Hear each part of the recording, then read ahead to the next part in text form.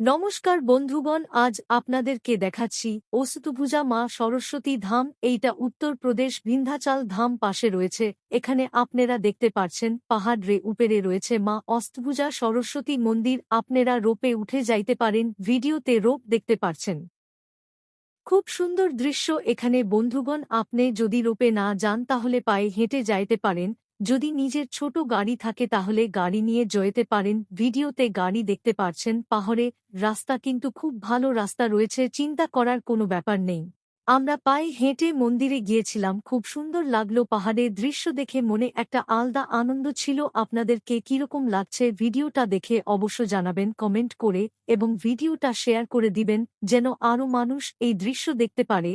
আপনার মাধ্যমে আমরা ভয়েস পানিতান কি পেজ প্রত্যেক সপ্তাহে নতুন নতুন মন্দির দেখানোর চেষ্টা করব। আপনারা পেজটাকে সাপোর্ট করবেন।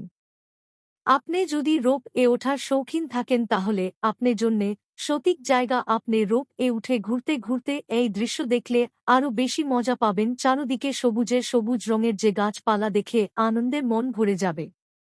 আপনারা দেখতে পারছেন যে ভিডিওতে আমরা কত উপরে রয়েছি, কিন্তু ভয় পাওয়ার কোনো দরকার নেই। সুন্দর সুন্দর সেলফি ফটো তুলে এই দৃশ্যকে ক্যামেরা বন্দি করে নেবেন। প্রশাসন থেকে সব সময় নজর রাখা হয় যাতে কারো কোনো অসুবিধা না হয়। তাহলে বন্ধুরা কোনো চিন্তা করবেন না, নিশ্চিন্ত হয়ে চলে আসতে পারেন। অষ্টভুজা মা সরস্বতী ধাম আসলে বুঝতে পারবেন কত আনন্দ। নিজের পরিবারের সঙ্গে আসবেন, আরও বেশি মজা পাবেন। কেমন লাগছে ভিডিওটা অবশ্য জানাবেন কমেন্ট করে। আপনারা লাইক কমেন্ট করলে আমরা উৎসাহ পাই নতুন নতুন ভিডিও বানাতে। আমরা আগামী দিনে আরও বেশি সুন্দর সুন্দর ভিডিও দেখানোর চেষ্টা করব।